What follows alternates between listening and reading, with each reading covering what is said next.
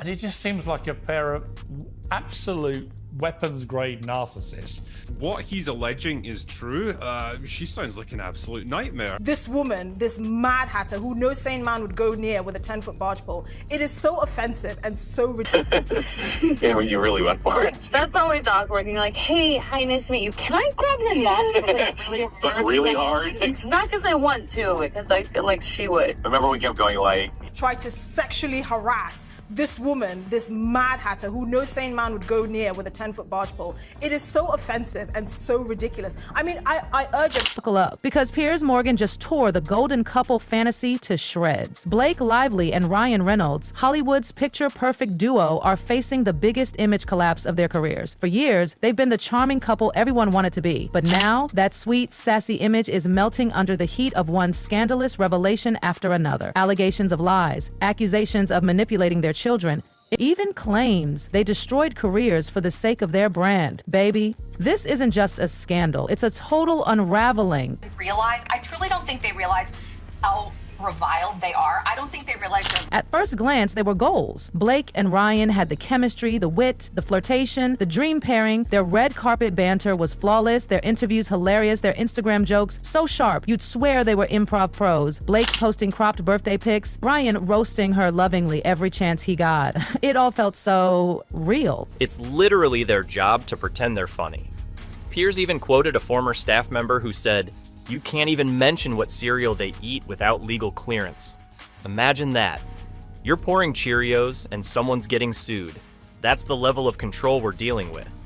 If they did something that... But what if it wasn't? What if the flirty posts, the cheeky tweets, even the way they strolled hand in hand past paparazzi were all scripted? Not metaphorically, literally. According to Piers Morgan, their entire public relationship was crafted by professional writers. Yep, you heard that right. He claimed they even have lawyers review what cereal they're spotted eating. It's engineered for maximum relatability, Piers scoffed, and suddenly fans weren't laughing anymore. No litigious celebrity has ever done, which is come out and be like, we made a mistake. Suing someone is a nightmare. It's stressful. It wasn't just that Morgan made the claim, it was the way everything started making sense. Fans went back, combed through old interviews, TikToks, tweets. The pattern was glaring. Every moment, every mistake, every reaction felt too perfectly timed. Even their bloopers seemed choreographed. They weren't just riding the PR wave, they were controlling the tide. And in Hollywood, that's an art form. But when the illusion starts to crack, baby, it's not just the stars who get exposed, it's the entire industry built on their image. And hijacked the movie, and when she didn't get her way, she brought her much richer, more successful and powerful husband into... And if you think the drama ends with curated romance, oh no, it gets messier. According to Piers, the real chaos erupted on the set of It Ends With Us. Blake was cast in the lead role, but insiders say she didn't just star in the film, she tried to run it. From day one, she allegedly barged in like it was her personal playground. Script rewrites? Check. Firing team members? Yep. Changing casting and wardrobe? Absolutely. Ooh, we'll save that for when TMZ starts poking around. She filed a fake Me Too and got caught, okay? Caught. A fake Me Too and got caught. And you know what? People fall for it. Because they don't post the kids' faces, so it looks like they're being responsible. But as analyst Jeremy Park said, they don't post faces, they post narratives. They've turned parenting into a smokescreen. It's marketing disguised as morality. Every tantrum, every drawing, every mispronounced word, it's all part of a playbook. And that's not parenting. That's exploitation with better lighting. And if you thought Blake's behavior was bad at home, just wait till you see her on set. Let's talk about It Ends With Us, or as I like to call it, it ends when Blake says so.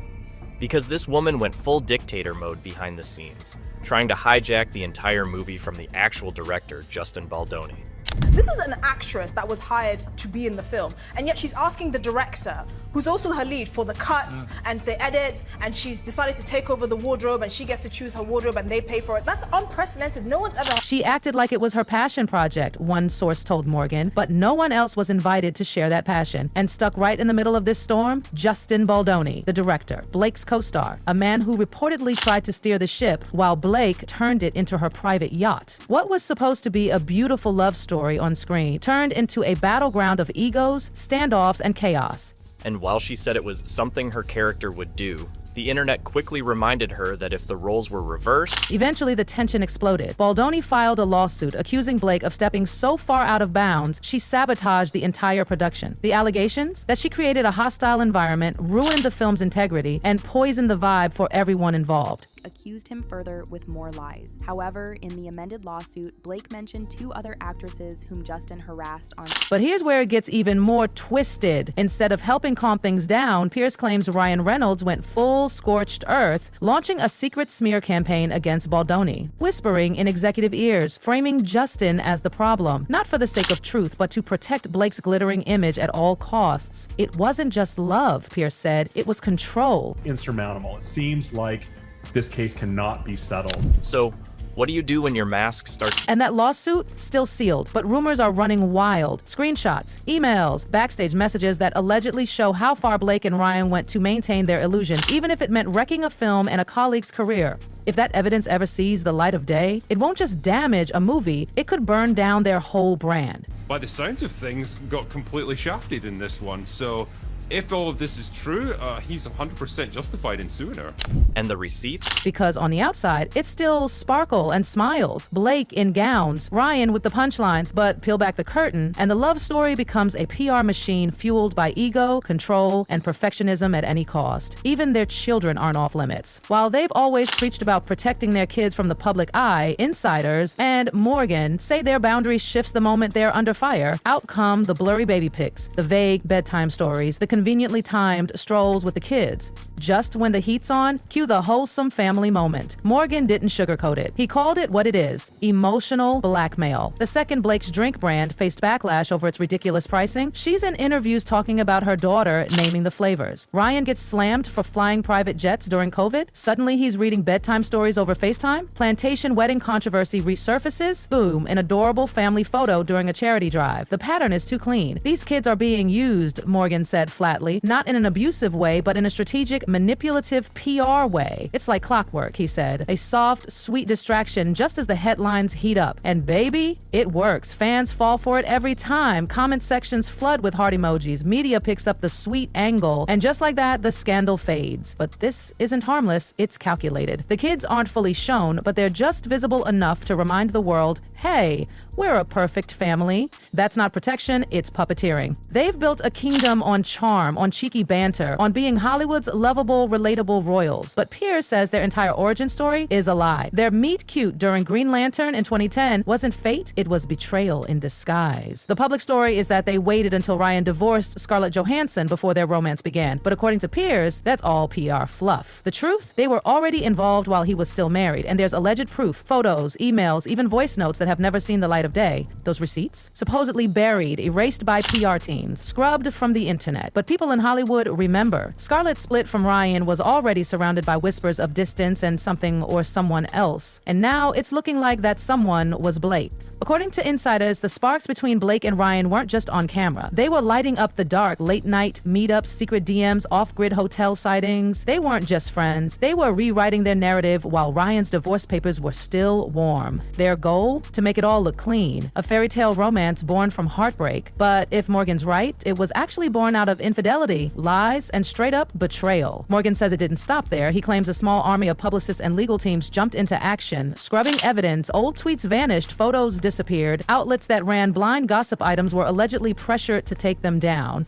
Scarlett, she never spoke out, but sources say she was devastated, blindsided by how quickly Ryan moved on and how publicly he did it. And now, with that skeleton creeping out of the closet, fans are wondering, was any of it real? If the origin of their love story was fake, what else was? Every sweet moment, every red carpet kiss, every viral birthday prank, all possibly fabricated. Then came the moment that flipped everything. A resurfaced clip of Blake Lively on a late-night show, casually admitting to grabbing a male co-star's butt during a scene. Without asking. The audience laughed. The host chuckled. But Piers Morgan, he didn't find it funny. If a man said that, he snapped, he'd be blacklisted. But Blake, she was called cheeky. Morgan dragged Hollywood for its hypocrisy. Blake got a pass, not because it wasn't inappropriate, but because she's blonde, beautiful, and giggling in designer gowns. Harassment is harassment, he said. Consent doesn't disappear just because the person doing it is smiling. And the internet agreed. That clip is now back in circulation. Users are calling out the double standard. The man involved? silent. His name never revealed, and that silence, some say it screams louder than words. Insiders even suggest Blake's story wasn't a spontaneous overshare, it was rehearsed, a carefully placed bit to make her seem bold and edgy. Morgan's final jab: Blake Lively isn't exempt from the rules just because she's good at working a red carpet. And now, with the clip recirculating in a whole new context, the question is, will she finally be held accountable? Or will her golden image shield her once again? And just when you thought the PR stunts couldn't get worse, enter the donut shop disaster.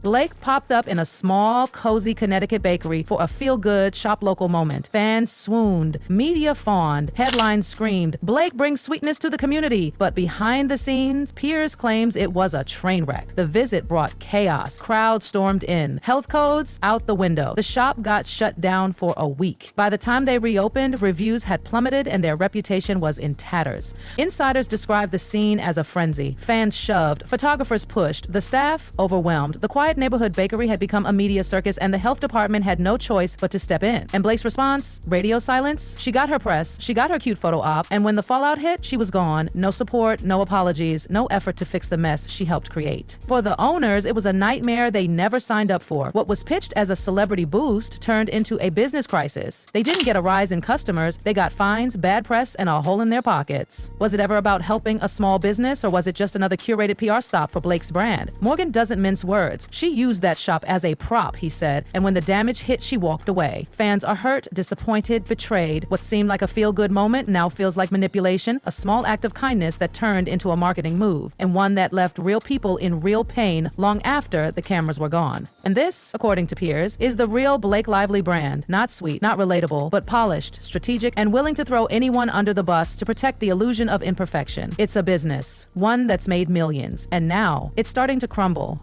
Hollywood's waking up. Executives are pausing. Directors are whispering. Suddenly, the it couple doesn't look like such a safe bet. Projects once locked in are being reevaluated. Major brands are backing off. Even brand partnerships are falling through. Contracts are under review. Some deals are being shelved altogether. Behind the scenes, execs are wondering, do we really want to bet on a brand built on smoke and mirrors? And it's not just the industry. Fans are pulling away too. The same ones who filled comment sections with heart emojis are now side-eyeing every post. The couple that once sold us the dream might have just sold us a lie. To Piers, this moment is long overdue. They built this empire with charm and deceit, he said.